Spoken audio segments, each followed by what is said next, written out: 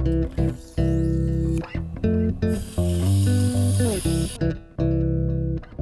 this is Ryan Callaghan with MeatEater.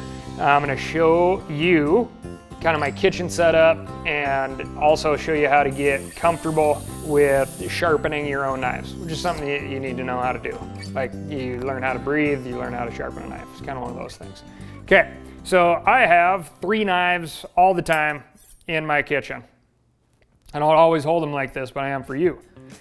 Chef's knife, a boning knife, this is our meat crafter boning knife, and a fillet knife. All of these things kind of get beat up in their own special way, so I'm just going to take you through kind of how to recognize a beat up knife first. You can cut yourself with a dull knife, so like doing this thing isn't always the best way. What I like to look for is looking at the length of the blade in your knife, and you're looking for that reflection.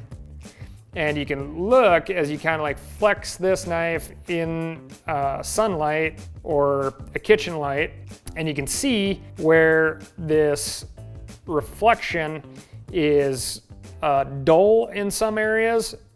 It looks like whoever I lent this knife to got it to burn a little bit, maybe on some sort of grinding surface. And they probably whacked a few bones with it because there's some chunks taken out of it. Not the way I'd like to treat my knife.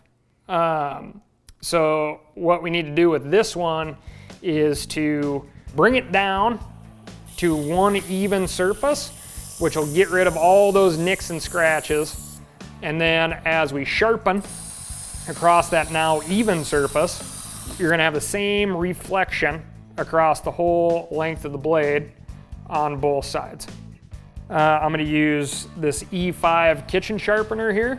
This thing isn't necessarily like that pro tool, you shouldn't get it. I actually really recommend these things because they're made to sit out on your counter all the time. And like most good things, sharpening knives does take some practice to get good at it. And if this thing's always on your countertop, you have no excuse to not sharpen things. Okay, so the E5 kitchen sharpener is set at 17 degrees. Okay, most of your kitchen knives are 17 degrees. This chef's knife is gonna be 17 degrees. The meat crafter is 14 degrees. All that means is I have to hand adjust for the appropriate angle. Remember that reflectivity tip? What I do to see where I'm at is use that. So I'm gonna start this thing up. I'm gonna click it 3 times real fast, and it's gonna get on shape, which means this belt's gonna go really fast. Run your blade along the little leather strip here. That's set at 17 degrees. So I need to adjust slightly for 14 degrees.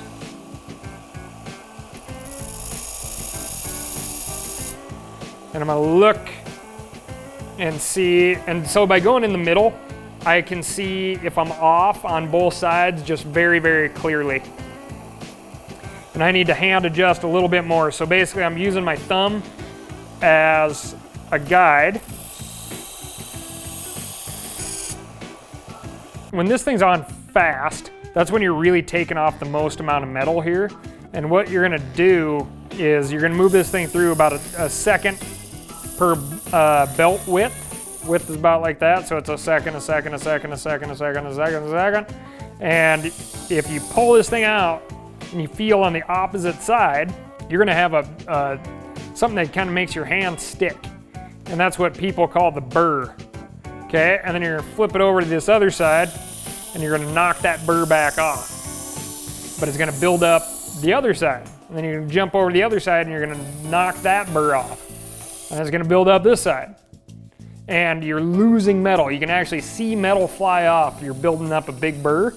And that's how you end up having to get rid of all those nicks in your blade, right? From people whacking things that they shouldn't be whacking with the knife.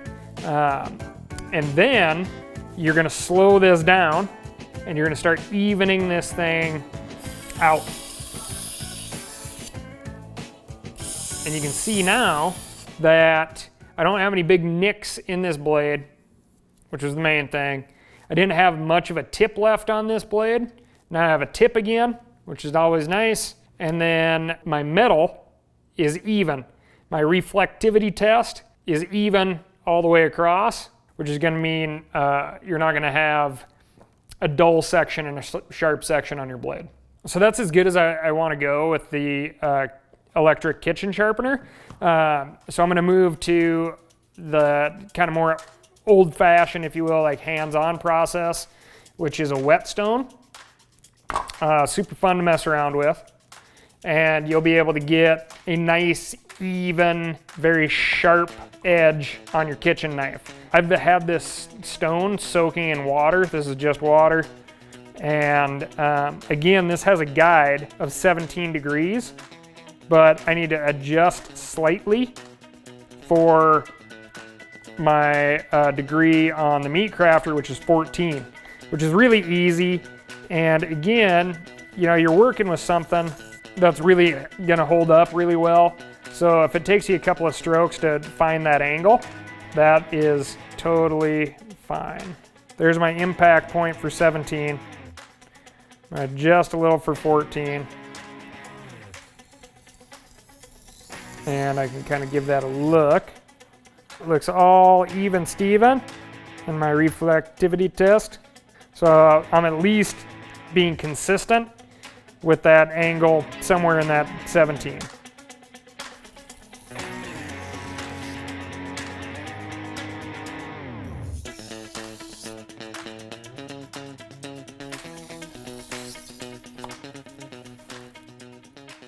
All right, so that is a good looking knife on that side of things. What I'm gonna do is I'm gonna use this smooth stone here. That's just gonna keep this blade in line, and I'll keep this wickedly sharp as I make a quick meal using this knife. Halibut can be a bit of a sponge. So if you're dead set on cooking it right away, I suggest smaller chunks.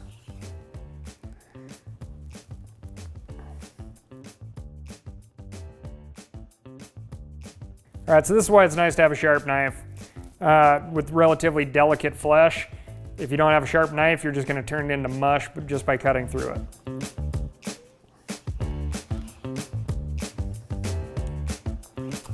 So just to show you real quick, a smooth steel, or in this case a ceramic,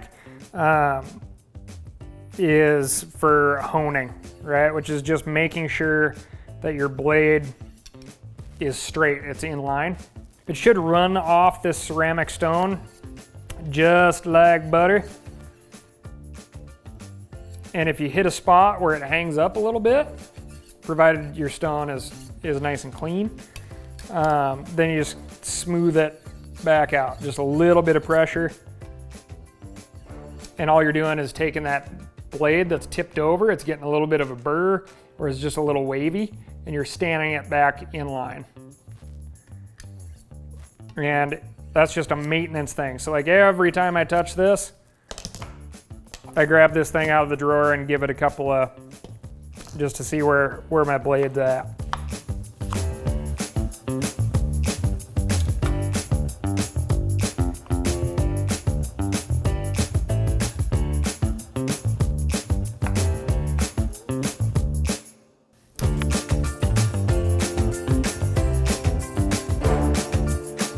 There is a million reasons to have a sharp knife, and one of them is when you're working with a, delicate flesh like a white flaky fish. Keep a sharp knife, work sharp.